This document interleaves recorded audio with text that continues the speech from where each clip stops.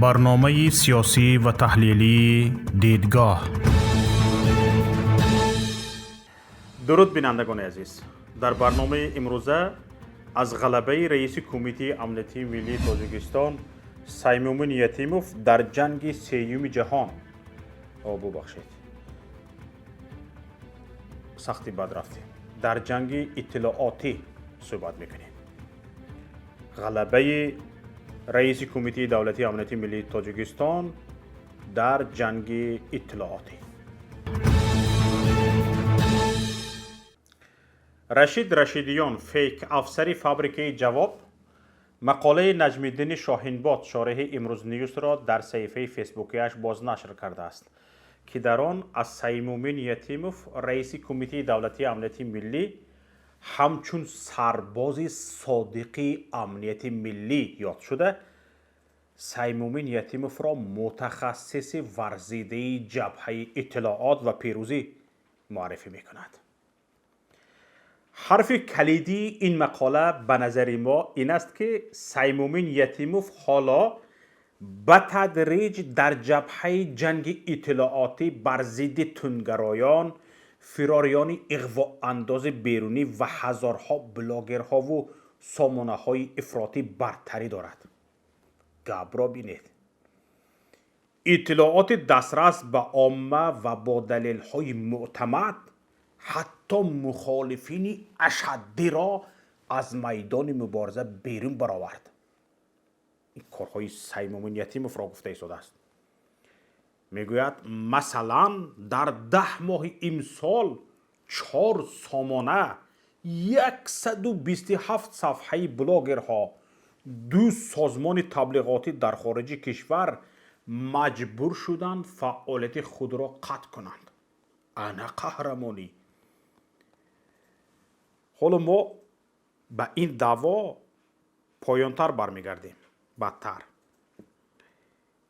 این یک نوشته پر از اغراق و تملق است که لایق کمترین توجه نمی بود اگر چند جهت نشر آن را به نظر نمی گرفتیم.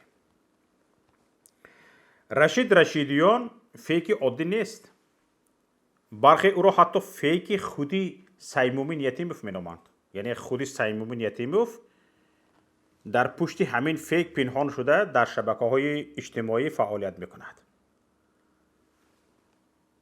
البته بعید است که رهبر کمیته آن هم کمیته امنیتی ملی وقتی کشادن فیک و نشر مقاله‌ها را داشته باشد. ولی این گونه رهبران همچنین وقت نوشتن اثر و مقاله‌های علمی را هم ندارند. اما خودی یتیموف زود مقاله های کلان حجم فلسفی به نشر می رساند. البته بیشتری آنها به تملق پیشوا نگرانده شدند. اما موضوع با این نیست.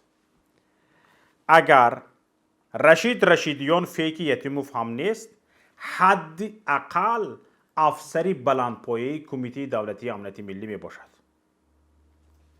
با کدام دلیل؟ امکان دسترسی را به معلوماتی که گاه این افسر فرم جواب نشر می کند تنها افسران بلندپایه کمیته دولتی امنیتی ملی دارند. دلیل دیگر این است که هر خبر و مقاله هایی که از جانب این فیک نشر می شود بیشتری کارمندان فرم جواب باز نشر می کنند و تبلیغ می کنند، در حالی که با پست های همکاران دیگرشان توجهی کمتری دارند. این فیک توجهی کمتری به مقاله های انتقادی رسانه های مخالف درباره عائله رئیس جمهور ظاهر می کند. پروا ندارد درباره عائله رئیس جمهور گپ میزنی، درباره خودی رئیس جمهور گپ میزنی، پروا ندارد. اما همین که درباره یتیموف مقاله انتقادی نشر شد بلا فاصله به آن واکنش میکند. چیز دیگر، همه مقاله هایی که در وصف رهبری کمیته دولتی امنیتی ملی نوشته میشوند پهن و تبلیغ میکند، اما به تملق کاران امام علی رحمان توجهی ندارد. با در نظر داشت این که میدان برایش تنگ شده است و امکان دور انداخته شدنش از طرف تیم رستم و شاهرخ بیشتر می شود، فعالیت اطلاعاتی سیمومین یتیموف برملاتر شده است. البته نه در آن جبهه‌ای که شاهینباد بر پیروزی سیمومین یتیموف تاکید می کند. حالا فعالیت اطلاعاتی رهبر کمیته دولتی امنیت ملی بیشتر به حمایه خودش از تهاجم تیم جوانان حکومت یافته و هجوم‌های غافلگیرانه علیه آنها روانه شده است. همچنین خود سفید کنی و تملق نزد پیشوایش. بازنشر نوشته شارح امروز نیوز از طرف فیک گنرال رشید رشیدیان و تفسیر آن از طرف گنرال شریف سلیموف گواه آن است که همین مقاله شاهینباد هم با احتمال زیاد خود سفید کنی جاسوسی رقم 1 بوده با سپارش خود او انشا شده است.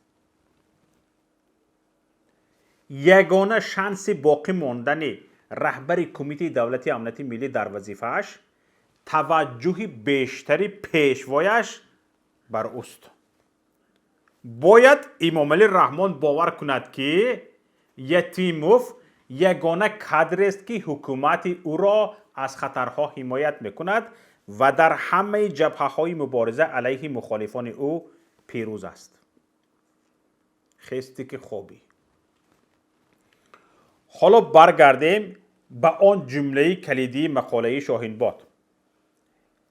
در مقاله آمده است که سیمومین یتیموف حالا به تدریج در جبهه جنگ اطلاعاتی بر ضد تندگرایان، فراریان اغوا انداز بیرونی و هزارها بلاگرها و سامانه‌های افراطی برتری دارد.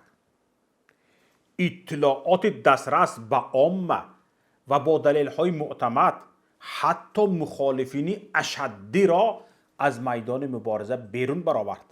مثلا در 10 ماه امسال 4 سامانه، 127 صفحه بلاگرها، 2 سازمان تبلیغاتی در خارج کشور مجبور شدند فعالیت خود را قطع کنند. گپ را بینید. همین خیر شده است می؟ واقعا جنگ اطلاعاتی علیه مخالفین یکی از سمت‌های اساسی فعالیت کمیته دولتی امنیت ملی زمان رهبری یتیموف است. سیمومین یتیموف ارتش بزرگی را به این سمت روانه کرد و مبارزه بی‌امان بود. اما این موسفید از دنیا قفا مانده خواست با سلاح و اصول عصر 20 به جنگ ارتش رفت که به سلاح‌های نوترین مجهز بود و اصول‌های زمانوی جنگ را استفاده می‌برد. این باعث شد ارتش سیمومین یتیموف که نسبت ارتش مخالفین برتری 1000 بر 1 داشت، شرمنده‌وار شکست خورد و قربانی‌های زیادی دهد. تماشابینان گرامی، کمتر کشور در این آخرها در جنگ اطلاعاتی این گونه شرمنده‌وار شکست خورده است. کمتر کشوری، شاید دیگه کشوری نباشد که همین خیلی شرمنده‌وار شکست خورده باشد. جنگ اطلاعاتی سیمومین یتیموف با مخالفین به جنگ ارمنستان و آذربایجان که به قریبی شده گذشت بسیار شباهت دارد. ارتش ارمنستان با سلاح‌های از ارتش شوروی باقی مانده بر ضد ارتش رفت که آخرین نمودهای زننده ترین سلاح‌ها را در اختیار داشت. یک هواپیمای بی‌سرنشین بیرقدار ترکی که آذربایجان از آن 12 تا دارد میتواند 10 تانک ارمنی ها را در چند دقیقه به خاک نشاند. این بود که ارتش آذربایجان در کوتاه‌ترین مدت و با تلفات تناسبش 1 بر 10 قره‌باغ را بازپس گرفت. زده گرفت قره‌باغ را. مهمتر از همه حقیقت با آذربایجان بود که زمین‌های غصب شده اش را آزاد میکرد. و ماننده اصلی جنگ اطلاعاتی یتیموف با مخالفین نیست همین است. چگونه؟ کمیته دولتی امنیت ملی و مقامات دیگر دروغ میگویند. همه مقامات ها تهمت میکنند، زن و کودک موسفید را اسیر میگیرند، اسیران را شکنجه میکنند و میکشند. اما مخالفین حقیقت را آن گونه که هست میگویند. حقیقت را چه خیلی که هست میگویند. مردم هم کور نیست. با وجود اینکه یتیم کوشش میکند تمام اطلاعات به کشور رسیده استاده را فیلتر کند، میبیند که حقیقت کجاست و کی خائن است. در حقیقت گپ را بینید. در 10 ماه امسال 4 سامانه 127 صفحه بلاگرها 2 سازمان تبلیغاتی در خارج کشور مجبور شدند فعالیت خود را قطع کنند. همین گپ شارح امروز نیوز البته واهمه بیش نیست. هیچ نام از این سامانه ها و بلاگرها و سازمان ها برده نشده است. کنی گویی چی؟ کدام سامانه؟ کدام بلاگر؟ در 10 ماه اخیر؟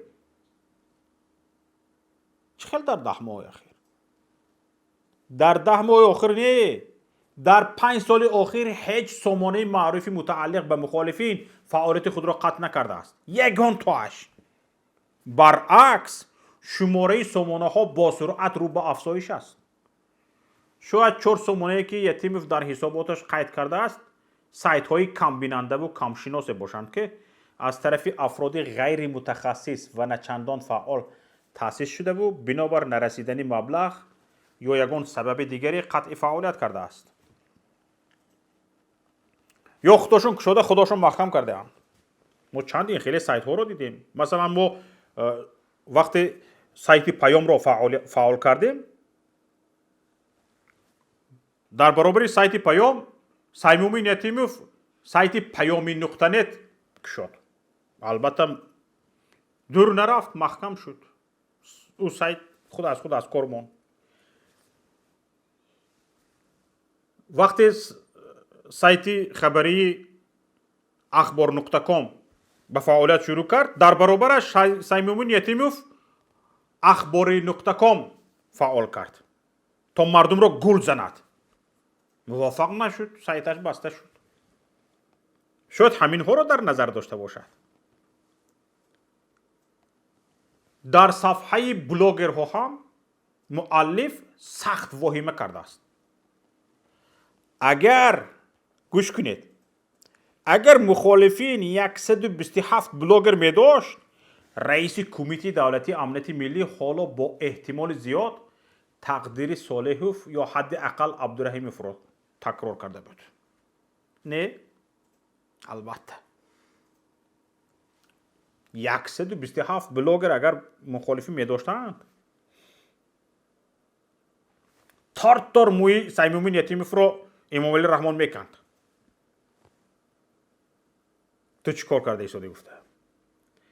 تماشابینان عزیز، واهمه را دیده ایساده؟ اینها همه خیلی واهمه میکنند و خودشان را خودشان تسکین میدهند. خود تسکین دهی، خود آرام کنی. بسیار عجیب. تماشابینان عزیز، شماره بلاگرهای فعال هیچگاه، شماره بلاگرهای فعالی مخالفین هیچگاه از 30 نفر نگذشته است و همین عدد کوچک هم همیشه بر ارتش چند هزار نفره سازماندهی سیمومین یتیموف همیشه پیروز است. شماره خوانندگان تمام مقاله های آماده کرده فابریکه جواب به شماره خوانندگان یک مقاله یکی از سایت های کم خواننده مخالفین برابر نیست. باور میکنید؟ تمام نوارهای مسخره آماده کرده کمیته دولتی امنیت ملی و هم وزارت کارهای داخلی به عدد یک نوار یکی از بلاگرهای میانه مخالفین بیننده نداشته است.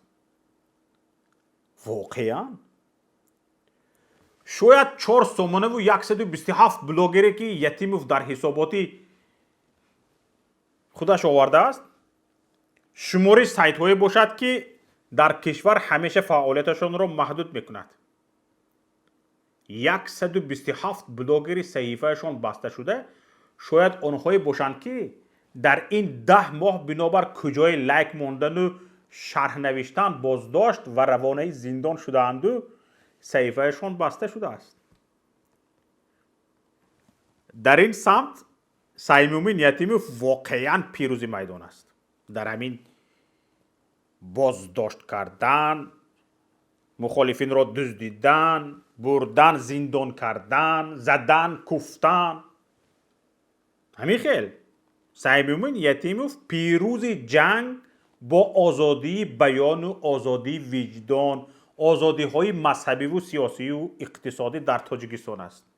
سیمومین یتیموف پیروز بر مردم کشور خودش است که تمام این آزادی ها را از آنها گرفت و با دستور پیشوایش آنها را به غلام تبدیل داد. ان همین آدم بود که شاید آدم گفتن خطا باشد. طول این 10 سال آخر ملت تاجیک اونقدره که سرخم شد در تاریخ شاید این گونه سرخم نشده باشد. اونقدره که سرکوب شد شاید در زمان چنگیز اینقدر سرکوب نشده باشد. اینقدره که ملت تاجیک پراکنده شد در روی زمین شاید در دوران ظالم ترین اشخاص تاریخ این گونه پراکنده نشده باشد.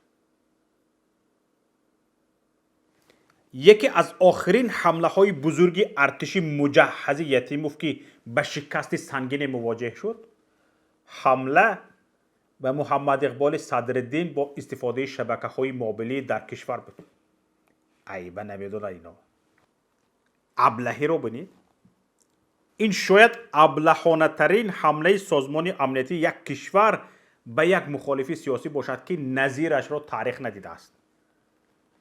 شکستی که یتیموف در این حمله اش خورد آن هم بدون کمترین کاری از جانب مخالفین با احتمال زیاد ثبت تاریخ خواهد شد و از آن سالها همچون نمونه ابلهی یک سازمان امنیتی یاد خواهند کرد.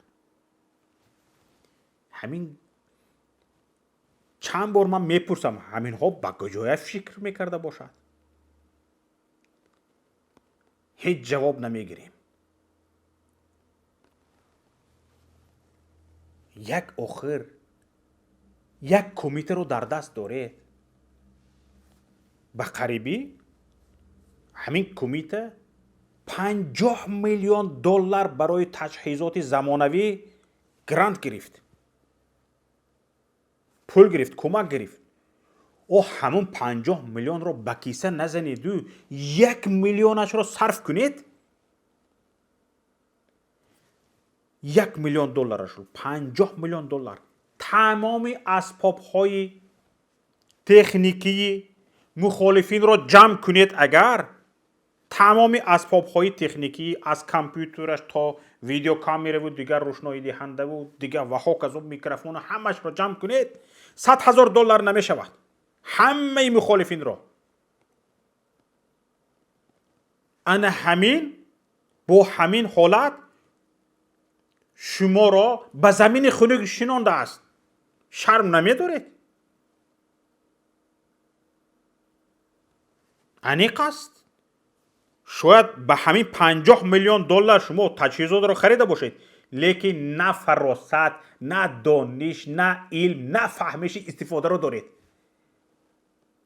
انا برای همین در زمین خنک نشستید و برای خود را آرام کردن انا همین گونه واهمه ها را رسانه‌ای میکنید. 127 بلاگر چند رسانه دست حسابتون هست به همین نزدیکی چند سامانه ها فعال شدند. در بسته گفتن دروازه یک شده مخالفین را یک سومونید. همین اخبارکام چیکارتون کرد؟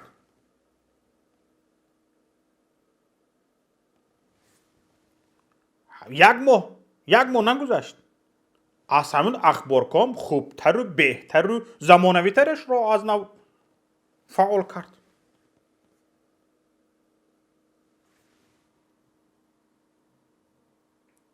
حالا درباره این حمله و شکست راهبر کمیته دولتی امنیت ملی ما روزهای نزدیک با تفصیل بیشتری خواهیم گفت. انتظار باشید. تماشابینان گرامی، همینجا پایان برنامه امروزه ماست.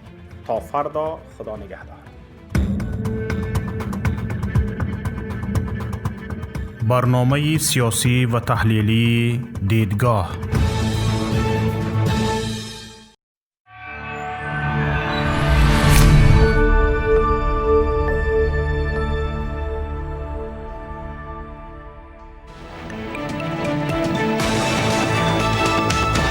رادیوی پیام، در فضای سیاست صدای جدید.